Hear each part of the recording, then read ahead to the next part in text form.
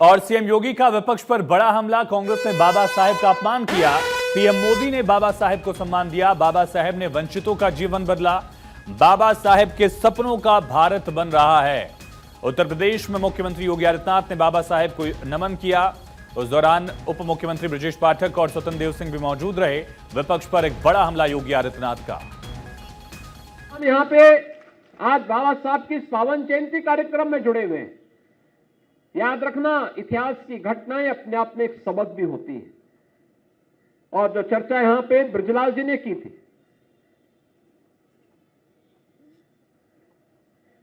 जो बात उन्होंने यहां पे बाबा साहब के बारे में और जोगिंद्रनाथ मंडल के बारे में कही, बाबा साहब भीमराव अंबेडकर अपनी महानता के कारण, राष्ट्रभक्ति के नाते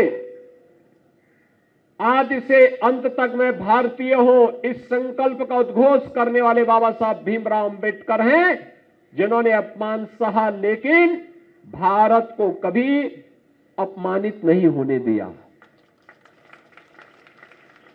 उन्होंने सामाजिक रूप से अपमान सहा होगा, लेकिन भारत को कभी अपमानित नहीं होने दिया।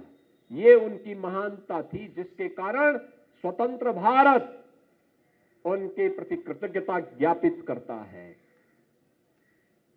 और ज्ञापित करने के कारण ही आज बाबा साहब भीमराव अंबेडकर की जयंती पूरे देश के अंदर मनाई जा रही है, भव्यता के साथ, सम्मानजनक ढंग के साथ। आपने देखा होगा कल बाबा साहब भीमराव अंबेडकर की जहां जहां प्रतिमाएं लगी हैं, जहां जहां पार्क हैं, जनप्रतिनिधिगण, सांसद, विधायक, जिलाधिकारी, पुलिस अधीक्षक, सीनियर अधिकारीगण उन पार्कों की सफाई में लगे हुए थे, मूर्तियों की सफाई में लगे हुए थे। और आज पुष्पांजलि कार्यक्रम के साथ पूरा प्रदेश जुड़ा हुआ है, पूरा देश जुड़ा हुआ है।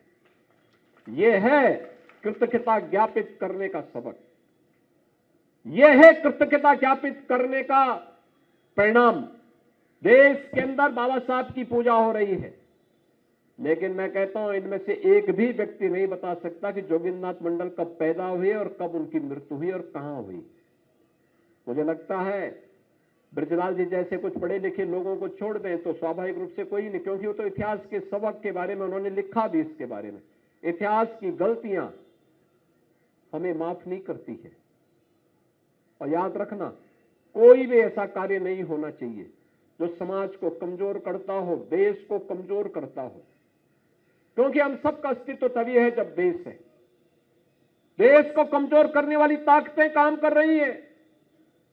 बाबा साहब को बहुत सारे लोगों ने लालच देने का काम किया था, लेकिन टस से मस नहीं हुए। उन्होंने एक स्पष्ट घोषणा की थी कि मैं आदि और अंत में एक भारतीय हूं, एक भारतीय के रूप में पैदा हुआ हूं और भारतीय के रूप में ही मरना पसंद करूंगा।